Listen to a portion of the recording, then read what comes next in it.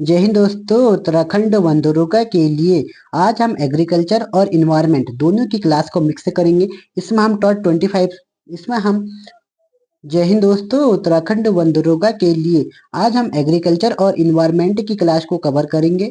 इसमें टॉप 25 से लेकर 30 तक क्वेश्चन हम सॉल्व करने की कोशिश करेंगे। ठीक है, किस तरीके के क्वेश्चन आपसे पेपर में पूछेंगे उसी के लेवल के हिसाब से मैंने यहाँ पे आपको क्वेश्चन आंसर करवाए रखे हैं। ठीक है, थोड़ा टॉप लेवल के क्वेश्चन आंसर है, ऐसे ही क्वेश्चन आपके वनदुर्गा में पूछे जाएंगे। पहला क्वेश्चन क्या है आपका, एक जलीय पारिस्थितिक तंत्र के तालाब में निम्नलिखित में से किस घटक का प्रतिनिधित्व कवकों, जीवाणुओं एवं फ्लैजेलेट्स द्वारा किया जाता है। तो पहले का जो आंसर होगा ऑप्शन नंबर बी, उपभोक्ता द्वारा इनका क्या किया जाता है, कवकों का घटक प्रतिनिधित्व कवकों द्वारा किया जाता है। ठीक है, तो अब क्वेश्चन नंबर दूसरा है, निम्नलिखित में से किसका उपयोग प्राकृतिक मच्छर जो नॉर्मल मच्छर होते हैं प्रतिकृति तैयार करने में किया जाता है। यानी कि जैसे नॉर्मल मच्छर बनाने के लिए किसका उपयोग किया जाता है, तो इसके लिए घास होती है जिसका नाम बोलते हैं हम लेमन घास। अगर आपको टाइम मिलेगा तो इस घास को भी कवर कर लेना। ठीक है, जो भी ये घास, लेमन घास क्या होती है, एलिफेंट घास क्या होती है, नट घास क्या होती है, तो आप लोग इसको कवर कर लेना। क्या पता ऐसे यहाँ से क्वेश्चन पूछ सकता है। दूसरा क्वेश्चन है, प्राकृतिक संसाधनों को वर्तमान पीढ़ी द्वारा इस प्रकार से उपयोग किया जाए कि प्राकृतिक संसाधनों का न्यूनतम क्षरण हो। यानी कि जो प्राकृतिक संसाधन है उनका क्षरण क्या होना चाहिए, न्यूनतम होना चाहिए। जैसे पेड़ कटाई कम होनी चाहिए, या फिर नॉर्मल जो भी प्रकृति द्वारा बनाए जाते हैं उनका क्षरण क्या होना चाहिए, बिल्कुल ही कम होना चाहिए। ठीक है, तो यह किस प्रकार का विकास कहलाएगा, तो इस विकास को आप सब लोगों ने पढ़ा होगा, इस विकास को कहते हैं सतत विकास। ठीक है, ऑप्शन नंबर बी होगा इसका आंसर। फिर है, चंद्रप्रभा वन्य जीव अभ्यारण्य उत्तर प्रदेश के किस जनपद में स्थित है।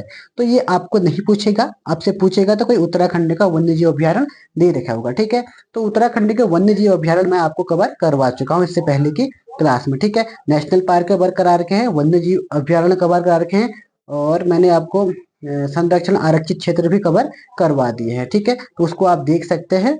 और उसके इसका जो आंसर होगा, आंसर एक बार देख लो, इसका आंसर चंदौली होगा। ठीक है, नेक्स्ट क्वेश्चन है, प्रोस्पिस जूलीफेरा नामक पादप प्रायः क्यों समाचारों में उल्लेखित होता है। ये एक पेड़ होता है, जो प्रोसिस जूलीफेरा एक पेड़ होता है, ये किस समाचारों में उल्लेखित होता है कह रहे हैं। ठीक है, तो इसका सही आंसर जो होगा ऑप्शन नंबर बी होगा। यानी कि जिस क्षेत्र में यह उगता है वहां की जैव विविधता को कम करने लगता है। यानी कि ये जहां भी उगेगा वहां की जैव विविधता को क्या करने लगता है, कम करने लगता है। ठीक है, जैव विविधता से मतलब आप समझते होंगे, आप लोगों ने जैव विविधता कवर करी होगी। ठीक है, नेक्स्ट क्वेश्चन आपके सामने है, निम्नलिखित सामग्रियों पर विचार कीजिए कह रहा है। ठीक है, तो ऐसे भी आपको विचार करने के लिए क्वेश्चन पूछे जाएंगे, नए पैटर्न के क्वेश्चन है, इनको आप जरूर देखिएगा। कृषि अवशिष्ट, मक्के के दाने, अपशिष्ट जल शोधक, अपवर्तक, औपत्य, औपंक, काष्ठ मिल अपशिष्ट, उपयुक्त में से किसका उपयोग संक्षारणी विमानन ईंधन का उत्पादन के लिए फीड स्टॉक के रूप में किया जा सकता है। ठीक है, तो इसका जो आंसर होना चाहिए वो होना चाहिए आंसर नंबर सी। यानी कि 1 2 3 4 इन सभी चीजों का उपयोग किया जाता है। ठीक है, तो इसका जो आंसर होगा वो होगा आपका ऑप्शन नंबर सी, 1 2 3 4 इन सभी का उपयोग किया जाता है। फिर क्वेश्चन नंबर 7वां है, निम्नलिखित पर विचार कीजिए। ये भी उसी टाइप का प्रश्न है, तो इसको भी आप देख सकते हैं। ठीक है, तो इसका जो आंसर होगा, बैटरी भंडारण क्या है, बायोमास जनरेटर, ईंधन सेल, और रूफटॉप और सौर प्रकाश वोल्टी यूनिट। उपयुक्त में से कितने वितरित ऊर्जा संसाधन माने जाते हैं। वितरित ऊर्जा, वितरित मतलब होता है किसी को, वितरित मतलब तोड़ना, एक हिसाब से हम कह सकते हैं वितरित मतलब बांटने का काम कर सकते हैं। ठीक है, तो इसका जो आंसर होगा वो होता है डी, सभी चार। ये सभी चार क्या होते हैं, ये सभी चार का काम क्या है, इसका वितरित करने का काम है। ठीक है, चाहे बैटरी हो, चाहे बायोमास जनरेटर हो, चाहे ईंधन सेल हो, चाहे रूफटॉप प्रकाश वोल्टेज यूनिट हो। ठीक है, तो आपके समझ में ये क्वेश्चन आ रहे होंगे। फिर है, निम्नलिखित में से कौन सा समुद्री जीव जैव विविधता के दृष्टिकोण से दुनिया का सबसे समृद्ध क्षेत्र है, जिसमें ज्वार नदमुख, समुद्र तट, निकट तटीय पर्यावरण के जंगल, समुद्री घास, प्रवाल भित्तियां, नमक, दलदल और मैंग्रोव वन के साथ 21 द्वीप शामिल है। तो इसको हम कहते हैं, ये जो आपका आंसर होना चाहिए वो है आपका मन्नार की खाड़ी बायोस्फीयर रिजर्व। तो इसको आपको जरूर याद रखना होगा। बायोस्फीयर रिजर्व मैंने कल की ही क्लास में आपको कवर करवा रखे उत्तराखंड के। थोड़ा बहुत आप देश के भी जरूर कवर कर लेना, क्योंकि देश से भी आपसे प्रश्न बन सकते हैं। ठीक है, अब नेक्स्ट क्वेश्चन करते हैं, जो हमारा 9वां क्वेश्चन होगा। गैंगटिक डॉल्फिन के संबंध में निम्नलिखित कथनों पर विचार कीजिए। गैंगटिक डॉल्फिन देखा होगा, जो गंगा में डॉल्फिन पाए जाते हैं उसी को हम क्या बोलते हैं, गैंगटिक डॉल्फिन कहते हैं। अब इसमें जो आपको ऑप्शन दिए गए हैं, तो इसका जो सबसे पहले हम आंसर देखते हैं। ऑप्शन देखने में बहुत टाइम लग जाएगा, इतना टाइम हमारे पास नहीं है, ठीक है। तो हम इसका जो नौवा का है, नौवे का आंसर देखते हैं, तो इसका आंसर होना चाहिए डी, यानी कि उपयुक्त सभी इसके आंसर। अब पढ़ लेते हैं ऑप्शन क्या क्या है इसमें।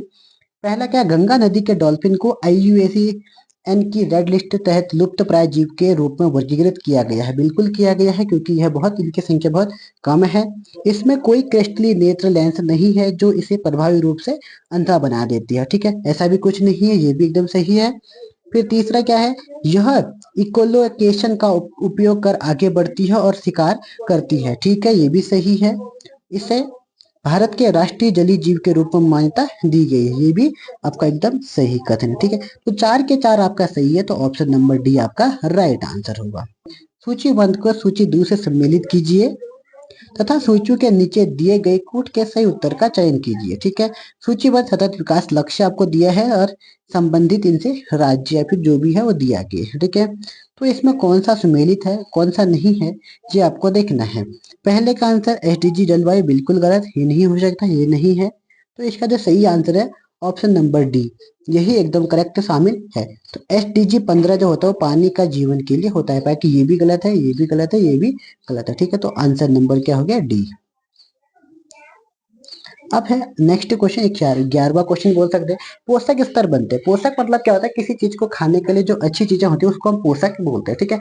अब पोषक के बहुत सारे स्तर होते हैं, तो आपसे इसमें क्वेश्चन पूछा है, तो पोषक स्तर बनते हैं, कैसे बनते हैं, खाद्य श्रृंखला में जीवन के समृद्ध संबंध होने से, ठीक है। तो पहला ही आंसर हमारा यहाँ पे सही हो गया। तो क्या होगा इसका आंसर, आपका आंसर खाद्य श्रृंखला से जीवों में के संबंध में होने से। जब भी आपको कोई क्वेश्चन दे और सबसे लंबा आंसर देके, तो मैक्सिमम 90% चांस ऐसा होता है कि उसका आंसर वो लंबा ही होगा, ठीक है। तो ऐसे आप कभी अगर आपके समझ में ना आए तो आप एक तुक्का भी इसमें लगा सकते हैं, ठीक है। फिर नेक्स्ट क्वेश्चन है, जलीय पौधे जिस प्रायः जल प्लावित धान के खेत में जैव उर्वरक के रूप में प्रयोग में लाया जाता है वह है, यानी कि जलीय पौधा, एक कोई जलीय पौधा होता है जिसे प्रायः जल प्लावित धान के खेत में जैव उर्वरक के रूप में प्रयोग में लाया जाता है। ये होता है तुम्हारा 12वें का एजोला। एजोला क्या होता है, एजोला ही एक ऐसा है जो क्या करता है आपका, जो जल प्लावित धान के खेत में जैव उर्वरक के रूप में प्रयोग किया जाता है, ठीक है। नेक्स्ट क्वेश्चन, संचारणी या संधारणी भी इसको कह सकते हैं। विकास के संदर्भ में निम्नलिखित कथनों पर विचार कीजिए। कौन कौन से कथन है, पहले कथन को पढ़ लेते हैं, उसके हिसाब से हम आंसर को सॉल्व पे करेंगे, ठीक है। तो पहला क्वेश्चन ये है, वैश्विक सूचकांक संरक्षण तथा राष्ट्रीय सांख्यिकी व्यवस्थाओं द्वारा प्रस्तुत एवं क्षेत्रीय आधार पर संकलित सूचना के आधार पर संयुक्त राष्ट्र महासचिव एक वार्षिक संचारणी विकास लक्ष्य रिपोर्ट प्रस्तुत करते हैं। बिल्कुल ये कथन आपका बिल्कुल सही है। दूसरा क्या है, वैश्विक संचारणी विकास रिपोर्ट हर तिमाही संयुक्त राष्ट्र महासभा में वार्षिक संचारणी विकास लक्ष्य के विषयों को पुनर्वलोकन हेतु प्रस्तुत की जाती है, बिल्कुल नहीं की जाती है, ठीक है। तो यानी कि जो इसका आंसर केवल एक सही होगा, तो यानी केवल यही सही है, तो ये सही होगा, तो इसका मतलब आपका ऑप्शन नंबर डी सही हो जाएगा, ठीक है। नेक्स्ट क्वेश्चन, हमारे द्वारा उपयोग किए जाने वाले ऊर्जा के अधिकांश स्रोत संग्रहित और ऊर्जा का प्रतिनिधित्व करते हैं, निम्नलिखित में से कौन सा अंततः सूर्य की ऊर्जा से व्युत्पन्न नहीं होता है, ठीक है। पहला ऑप्शन नंबर ए है आपका बायोमास ऊर्जा, बी है नाभिकीय ऊर्जा, सी है पवन ऊर्जा और डी है भूतापी ऊर्जा, ठीक है। आप सब लोगों को पता होगा जो इसका आंसर होगा ऑप्शन नंबर बी, नाभिकीय ऊर्जा सूर्य की किरण से बिल्कुल नहीं होती है, ठीक है। नेक्स्ट क्वेश्चन है, निम्नलिखित में से कौन सा सही सुमेलित नहीं है, सिरका का उपस्थित अम्ल एसिटिक अम्ल, हड्डियों को उपस्थित कैल्शियम फॉस्फेट, दूध का खट्टा नाइट्रिक अम्ल, आमाशय रस में उपस्थित हाइड्रोक्लोरिक अम्ल। डी तो एकदम आपका सही है, सही सुमेलित नहीं है पूछा, ठीक है। सिरके में उपस्थित एसिटिक अम्ल बिल्कुल सही है, हड्डियों में उपस्थित कैल्शियम फॉस्फेट बिल्कुल सही है, दूध का खट्टा होना बिल्कुल गलत, नाइट्रिक अम्ल नहीं होता, ठीक है। दूध का खट्टा होना लगभग लैक्टिक अम्ल होता है, कौन सा होता है, लैक्टिक अम्ल। नेक्स्ट क्वेश्चन है, वर्ष 2021-22 में भारत में दालों के उत्पादन में किस राज्य का प्रथम स्थान रहा है, ठीक है। तो इसका आंसर होगा एमपी। अभी भी 2021-22 का देखें, अभी भी हम देखते हैं, तो इसका आंसर क्या रहेगा, एमपी ही रहेगा, ठीक है। तो आंसर क्या रहेगा, एमपी। निम्नलिखित में से वर्ष 2021-22 में भारत का कौन सा राज्य चावल का सबसे बड़ा उत्पादक है। अभी भी चावल का सबसे बड़ा जो उत्पादक राज्य है वो है Paschim Bangal. Answer number D. ठीक है। नेक्स्ट क्वेश्चन है सूची 1 को सूची 2 से सुमेलित कीजिए। ठीक है। एक तरफ आपको कपड़े दिए हैं और एक तरफ देखें इनकी उत्पत्ति कैसे इनकी उत्पत्ति होती है करके ये दिया है। ठीक है। तो आपको ऑप्शन नंबर 1 है लिनेन। लिनेन क्या होता है? लिनेन होता है सन का पौधा। पहले का आंसर होगा ऑप्शन नंबर बी। ठीक है। लिनेन जो होता है वो सन का पौधा होता है। दूसरा देखा है जटा या कायर। जटा या कायर होता है ये नारियल का पौधा होता है। नारियल के पौधे में देखा होगा आप जटा टाइप की लगती होती है, तो वैसे भी आप इसको सॉल्व कर सकते हैं। ठीक है। तीसरा क्या है? फिर है मोहायर। मोहायर जो होता है वो होता है अंगोरा बकरी। मोहायर अंगोरा बकरी। लास्ट है डाउन। डाउन होता है बतख और गीच का पंख। ठीक है। तो इसका आंसर ये होना चाहिए। तो यानी कि ऑप्शन नंबर सी इसका सही आंसर होगा। नेक्स्ट क्वेश्चन वर्ष 2021 ये भी हमने कर दिया है, तो इसका आंसर भी आपको सी होना चाहिए, मध्य प्रदेश। ठीक है। दालों वाला है तो रिपीट हो गया क्वेश्चन। फिर निम्नलिखित में से कौन सा युग्म सही सुमेलित नहीं है? तो इसको देखना है हमें। यानी कि नियोप्रीन विशिष्ट रबड़ बिल्कुल सही है, ये तो इसका सम्मिलित होता है। ठीक है। एस्पार्टेम। एस्पार्टेम संश्लेषित मधुरक होता है, ये भी सही है, ये भी सही है, ये भी सही है। फिर ऑक्सीटोसिन एक हार्मोन होता है, बिल्कुल सही है, ऑक्सीटोसिन एक हार्मोन होता है। ठीक है। रेयन रूपांतरित स्टार्च नहीं होता है। रेयन की एक धागा होता है, स्टार्च नहीं होता है। ठीक है। यानी कि ये आपका आंसर डी होगा, ये सही सुमेलित नहीं है।